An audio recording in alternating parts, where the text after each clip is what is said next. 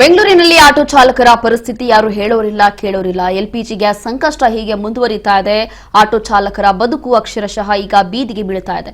LPG ಕೊರತೆಯಿಂದ ರಸ್ತೆಗೆ ಇಳಿಯದ ಅದೆಷ್ಟೋ ಆಟೋಗಳು ನಿಂತಲ್ಲೇ ನಿಲ್ತಾ ಇದೆ. ಆದಾಯ ಕುಸಿತದಿಂದ ಒಂದು ಹೊತ್ತಿನ ಊಟಕ್ಕೂ ಈಗ ಸಂಕಷ್ಟ ಎದುರಾಗ್ತಾ ಇದೆ. ಡಿಜೆಹಳ್ಳಿ ಬಳಿಯ ವೆಂಕಟೇಶ್ಪುರದಲ್ಲಿ ಗ್ಯಾಸ್ ಬಂಕ್ ಈಗ ಕ್ಲೋಸ್ ಆಗಿದೆ. ಎಲ್ಪಿಜಿ ಕೊರತೆಯಿಂದ ಆಗ್ತಾ ಇರುವಂತಹ ಸಮಸ್ಯೆ, ಆದಾಯ ಕುಸಿತದಿಂದ ಒಂದು ಹೊತ್ತಿನ ಊಟಕ್ಕೂ ಈಗ ಸಂಕಷ್ಟ ಎದುರಿಸ್ತಾ ಇದ್ದಾರೆ. ವೆಂಕಟೇಶ್ಪುರದಲ್ಲಿ ಗ್ಯಾಸ್ ಬಂಕ್ಗಳು ಕ್ಲೋಸ್ ಆಗೋಗಿದೆ.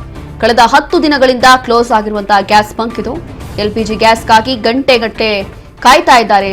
ಸರತಿ ಸಾಲಲ್ಲಿ ನಿಲ್ತಾ ಇದ್ದಾರೆ. ಆಟೋ ಚಾಲಕರು ಪರದಾಡ್ತಿದ್ದಾರೆ. ಗ್ಯಾಸ್ ಸಿಗದೆ ಸರ್ಕಾರದ ವಿರುದ್ಧ ಚಾಲಕರು ಆಕ್ರೋಶವನ್ನ ಹೊರಹಾಕ್ತಿದ್ದಾರೆ. ಬದುಕೇ ಕಷ್ಟ ಆಗಿದೆ ಅಂತ ಹೇಳಿ ಆಟೋ ಚಾಲಕರು ಅಳಲನ್ನ ತೋಡ್ಕೊತಿದ್ದಾರೆ. ನೇಣು ಬಿಗಿದುಕೊಳ್ಳುವಂತಹ ಹಗ್ಗ ಕೊಡಿ, ವಿಷ ಕೊಡಿ ಅಂತ ಹೇಳಿ ಆಕ್ರೋಶವನ್ನ ಹೊರಹಾಕ್ತಿದ್ದಾರೆ. ಸರ್ಕಾರ ತಕ್ಷಣವೇ ಕ್ರಮವನ್ನ ಕೈಗೊಳ್ಳಬೇಕು ಅಂತ ಹೇಳಿ ಆಟೋ ಚಾಲಕರು ಒತ್ತಾಯವನ್ನ ಮಾಡ್ತಿದ್ದಾರೆ. ಎಲ್ಪಿಜಿ ಗ್ಯಾಸ್ ಸಂಕಷ್ಟ ಬಹಳಷ್ಟು ಸಮಸ್ಯೆ ಆಗ್ತಿದೆ. ಟೋಟಲ್ ಬಂದು ಸುಮಾರು ಒಂದು 22 ವರ್ಷದಿಂದ ಇದ್ದಿದ್ದು, ಇದು ಒಂದೇ ಸಲ ಧನ್ ಅಂತ ಸ್ಟಾಪ್ ಆಯಿತು. ಬೇರೆ ನೋಡಿದರೆ ಯಾವ ಕಡೆನೂ ಬಂಕ್ ಓಪನ್ ಇಲ್ಲ. ಇವಾಗ ಜೀವನ ನಮ್ಮದು ಹೇಗೆ ನಡೆಸಬೇಕು ಅಂತ ಒಂಚೂರು ಅರ್ಥ ಆಗ್ತದಲ್ಲ. ಇವಾಗ ನೋಡಿ, ನನ್ನ 2 ಹೆಣ್ಮಕ್ಳು, 1 ಗಂಡು ಮಗು. ಇವಾಗ 2 ಮಕ್ಕಳಿಗೆ ಅಡ್ಮಿಷನ್ ಕಟ್ಟಬೇಕಂದ್ರೆ ಅಟ್ಲೀಸ್ಟು ಒಂದು 10,000 ಬೇಕು ಮ್ಯಾಕ್ಸಿಮಮ್ ಕಟ್ಟೋಕ್ಕೆ. ಇವಾಗ 10,000 ಅಂತ ದೂರ 1,000 ರೂಪಾಯಿನೂ ಆಗಲ್ಲ. ಇವಾಗ ಗ್ಯಾಸ್ಗೆ ಹಾಕ್ಕೊಂಡು ಬರೋ ತನಕ ಅರ್ಧ ದಿವಸ ಅಲ್ಲೇ ಹೋಗ್ಬಿಡುತ್ತೆ.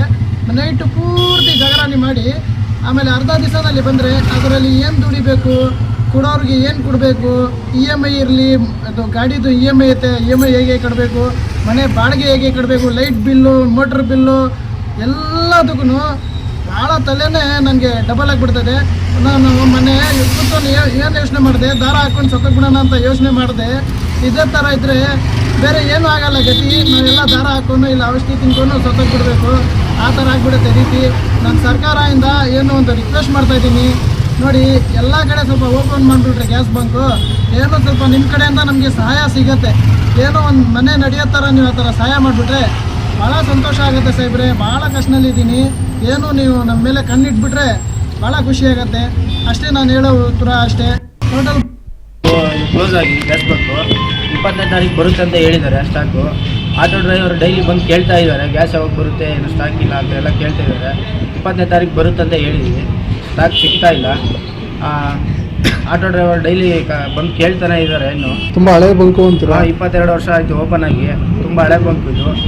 ಯಾವತ್ತೂ ಈ ಥರ ಆಗಿಲ್ಲ, ಹೀಗೆ ಫಸ್ಟ್ ಟೈಮ್ ಆಗಿರೋದು. ಈ ಥರ ಗ್ಯಾಸ್ ಸಿಗ್ತಾ ಇಲ್ಲ, ಕ್ಲೋಸ್ ಆಗಿ. ಹೀಗೆ ಎಲ್ಪಿಜಿ ಕೊರತೆಯಿಂದ ರಸ್ತೆಗೆ ಇಳಿತಾ ಇಲ್ಲ. ಆಟೋಗಳೆಲ್ಲವೂ ಕೂಡ ನಿಂತಲ್ಲೇ ನಿಲ್ತಾ ಇದೆ. ಆದರೆ ಇದರಿಂದ ಬಹಳಷ್ಟು ಸಮಸ್ಯೆ ಆಗ್ತಾ ಇದೆ.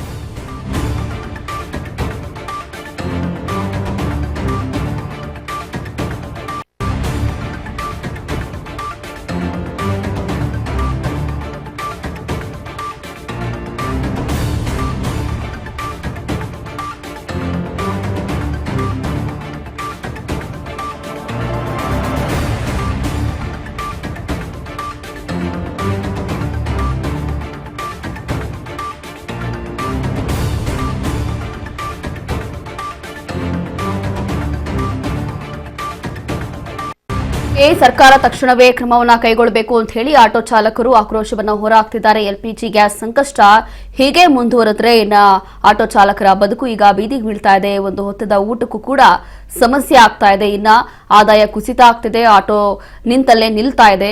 ಸರ್ಕಾರ ಕೂಡಲೇ ಏನಾದರೂ ಒಂದು ಕ್ರಮವನ್ನ ತಗೋಬೇಕು ಅಥವಾ ಪರ್ಯಾಯ ವ್ಯವಸ್ಥೆ ಮಾಡಿಕೊಡ್ಬೇಕು ಅಂತ ಹೇಳಿ ಈ ರೀತಿಯಾಗಿ ಇದೀಗ ಆಟೋ ಚಾಲಕರು ಮನವಿ ಮಾಡಿಕೊಳ್ತಿದ್ದಾರೆ.